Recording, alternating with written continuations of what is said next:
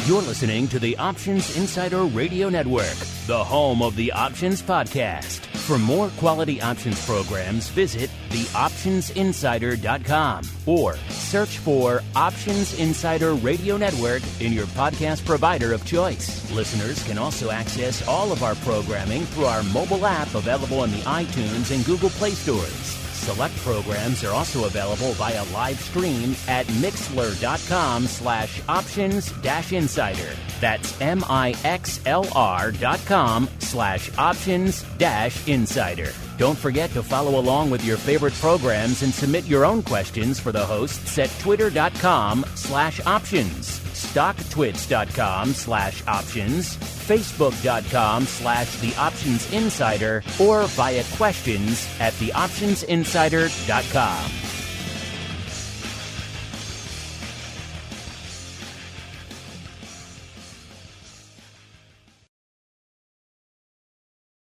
Welcome to the Options Playbook, the program where we break down cutting-edge option strategies and explain how you can incorporate them into your own portfolio. Whether you're looking to grow your capital with some offensive maneuvers or protect your investments with defensive plays, you can find them all in the Options Playbook. The Options Playbook is brought to you by Ally Invest. Anything mentioned today is for educational purposes and is not a recommendation or advice. Options involve risk. Please refer to ally.com/invest/disclosures to review additional risks involved with trading options. Securities offered through Ally Invest Securities LLC, member FINRA and SIPC. Now, let's open the playbook and get started. Welcome to Options Playbook Radio. I'm your host, Brian Overby, Ally Invest Senior Options Analyst and author of the Options Playbook. All right. Well, today we're going to stick in the airlines. We'll look at last week's trade on Options Playbook Radio. We looked at a calendar trade in LUV, Southwest Airlines. And I find it to be an interesting trade because it was all about the setup. There has been major news in the airlines, and that's why I kind of want to stick with them. And that will be the theme for today's show. We'll look at last week's trade, and then we'll look at a long straddle in the airlines. As you may already know, there was a perceived stimulus package that could be happening in the airlines. President Trump tweeted about it. Doesn't necessarily mean that it's going to happen, but the stocks have all reacted positively. And because of that news, Southwest Airlines and frankly, all the airlines have made a decent move to the upside. Now, our long calendar spread that we were looking at was with puts. So we were a little bit bearish, and it was really about earnings and what was going to be happening and going into earnings. But as always on Options Playbook Radio, nothing's meant to be a recommendation. We're just supposed to be learning here. And here's actually a really good learning scenario in that we set up the trade fairly well. We set up the trade well in that the market has gone against us, and we're really not down that much on this underlying trade. And let me explain what has happened, and we'll talk a little bit about the setup because I think this is a great learning experience overall. Last week, we looked at doing Southwest Airlines. October 23rd was the expiration. Stock was trading at 37.5-ish, and the strikes that we looked at were the 36 strike puts. We had the October 23rd was the one we bought. The October 9th is the one that we sold. Now, the option contract that we sold had about 55 cents in it. The bid, I think, was 50 cents. And we were able to do this long calendar spread at a net debit to the account of 84 cents. That meant that this trade cost us $84 plus commission to put on, and that was our max risk. Now, our goal here was that the short-term option, the stock didn't go down $1.50, and that short-term option would expire, and hence we would be able to get long a put that would go out past earnings and do it for a much lower price. That put option that we were talking about, the one that we were buying, was trading for around $1.40 at the midpoint. Hence, we bring in about 50 cents approximately on all those things. And hence, we can get this entire trade done for a net debit of 84 cents to the account, quite a bit cheaper than buying that option outright. So what has happened? Well, the stock as of today, and I should probably mention that we're taping Options Playbook Radio. It's Wednesday, October 7th. The markets are closed. And Southwest Airlines today was up $1, and it was up a little bit yesterday, but it's now trading at $38.59. That's where the underlying stock is at, $38.59. Last week it was at $37.58. And we go and look at the net debit of that long calendar spread, and we see that it is now trading at 74 cents. So the market went against us $1. But 1 week of time went away. We are approaching expiration on that October 9th, that front month option contract. That will be 2 days away. So the markets are closed on Wednesday, got all day Thursday, all day Friday. And that option contract that we received 50 some cents for is now trading for under a nickel. So that means we put this trade on. We anticipated that the longer-term option contract would increase in volatility, and it has. And we're not even really close to earnings. Earnings are on October 22nd, and today is October 7th. So you still have some days. But implied volatility did increase. It could have been the news, could have been the fact that we are approaching that earnings event. But bottom line is, since we set up this trade the way that we did, we're only down a dime on that trade. And so you say, well, would I sell it and get out, or what else might I do? Well, if I look at the option chains, this is an opportunity to maybe roll it. You see that it's trading for next to nothing. There's still 2 full days of trading left. And if you look at that October 9th 36 strike option contract, that's trading for next to nothing. If I go out to the next week out, which would be the October 16th expiration, which will add another 9 days onto this, it still isn't at that earnings event as of yet. But if I roll out to that strike, that 36 strike option contract is trading for about 35 cents at the midpoint. So I could whittle this debit down even more. And hence maybe ultimately get this underlying down to about zero if we could. We could even roll the next month out to the 23rd and make it a long put spread by selling an option contract that is actually below the 36 strike. So many different opportunities, a lot of learning that we can do here from seeing this trade. But it's all about the fact that we set up a decent trade that would be profitable if the underlying went down. That was fine. But it went up. We didn't get hurt that bad. We now have an opportunity that we could roll out from the October 9th expiration out to the October 16th expiration, bring in approximately another 30 cents into the account and whittle down that net debit that was paid for that long calendar spread with puts in Southwest Airlines. All right. So with that said, I mentioned the news, so let's just keep with that theme.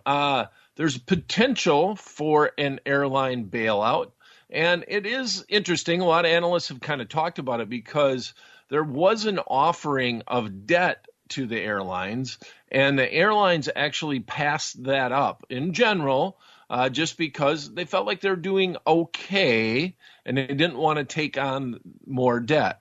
Now, after the tweet, the offering would be that they would just basically give them money that they would not have to pay back. There would be rules and restrictions around it, but that's kind of the concept, and that's what drove the airlines higher. It's not a done deal yet, but that's what the proposal was. So I like when I'm looking at underlying stocks where they're in the news, but you don't know when the news could happen. And we've done this before, actually, in the airlines. And not only the airlines, I guess you could qualify, you could put Boeing in this group, but we did a few long straddles on Boeing before the pandemic. And it was mainly because the news was all about when would the MAX start flying again, and there were headlines every other day on Boeing, and it was driving the stock up and down and increased volatility, but it wasn't known events. So in other words, you weren't necessarily paying up for that headline, but the stock was a little bit more volatile than normal. You had to pay a little bit for that underlying. So we're going to take that theme, and we're going to look at JETS, which is an ETF that tracks the airline industry. It's a fairly inexpensive ETF. Right now, JETS is trading at $17.65. It was up 48 cents on the day. And I'll mention once again that we are taping Options Playbook Radio on October 7th, and the markets are closed. So why not speculate? And this would be a 100% a speculation trade. We don't talk a lot about long straddles, and I know Mark and the rest of the options insiders over there don't always jump in on long straddles. But to be blunt, since the pandemic, the buyers of option contracts should have done better than sellers. Why is that? Well, the market has actually moved more than what the marketplace was implying. In other words, even though the VIX might have been up around 38, 40, got up to 60, 70 at some point, the market has bounced back more rapidly than expected. And if you were buyers of call options, you obviously got to get the direction right. You actually got more move than what was being anticipated in the marketplace. So we're going to hope that theme stays true in the airlines. And we do have some earnings that are out there and that are going to be announced. Like, for example, on October 22nd, we have Southwest Airlines that's going to be announcing. So there'll be a lot of underlying stocks that will be announcing at that point in time. So we kind of want to avoid that scenario. And we're just hoping that some underlying, that some stocks that the market will move prior to those earnings just based off of news in general. So we're not going to put a lot of money in on this, and that's part of the reason why I'm using this ETF, because it's a lower price stock. You could obviously pick your poison, if you will, to use probably a bad term overall, but do you want to look at this in Delta, Southwest Airlines, American Airlines? Where might you want to do a long straddle? And we're going to avoid a lot of the earnings dates. We're going to only go out 9 days on this. And we're going to look at the October 16th strike call and put in the symbol JETS, JETS. Right now that stock is at $17.65. We want to be at the most at the money as possible. So we're going to buy the $17.50 call and buy the $17.50 put. Now, if we do that entire trade, like I said, you're paying a little bit of juice. It's right around 40% implied volatility. If we go out further in time, the implied volatilities go up, and that's probably because of the earnings that are coming in all the airlines. But we could get this done for a net debit of $1.08 at the midpoint. Let's hope, not always a guarantee, but $1.08 at the midpoint. That means that on this one-by-one long straddle, we're betting $108 plus commission, and that will be our maximum risk. And all we're really looking for is a 1-point move in the underlying. The underlying stock moved today. It was up 48 cents. Not quite sure what it was up yesterday. Didn't really look at that. But so today on itself, it was up 48 cents. We're going to give it 9 days, and we're going to hope that it moves $1 in either direction. And this is one of these underlyings where you could actually leg out of it. If you were up $1 or more on the call side, you might want to think about selling it, especially if it was early, and hopefully the put would come into play. So it's a speculative bet, but I think it goes well with what we were talking about last week and the news headlines that we have. I still think that long calendar spreads are interesting plays on these stocks that haven't done as well in the pandemic. Going into earnings, trying to get into those option contracts kind of cheap, like we did last week in Southwest Airlines. But he had a tweet that caused some volatility. There is no rhyme to reason. Nothing's really changed in the fundamentals of the airlines. We just have a news event that hasn't actually been sorted out as of yet. So that usually means there's going to be more news to come. So with that said, I thought it would be interesting to look at a long, short-term straddle in the airlines. Okay, that's it for this episode of Options Playbook Radio. I have to let you know that on October 22nd, Ally Invest is going to be doing their own digital conference live on YouTube over at the Ally YouTube page. You can sign up for that event by going to ally.com/future of investing, all one word. That's ally.com/future of investing. If you have any emails you'd like to send to me, please send them directly to me at theoptionsguy@invest.ally.com. Thanks for listening, and we'll be back at the same time, same place next week. Until then, may all the options you bought finish in the money, and all the ones you sold finish out. The Options Playbook is brought to you by Ally Invest. Anything mentioned today is for educational purposes and is not a recommendation or advice. Options involve risk. Please refer to ally.com/invest/disclosures to review additional risks involved with trading options. Securities offered through Ally Invest Securities, LLC, member FINRA and SIPC.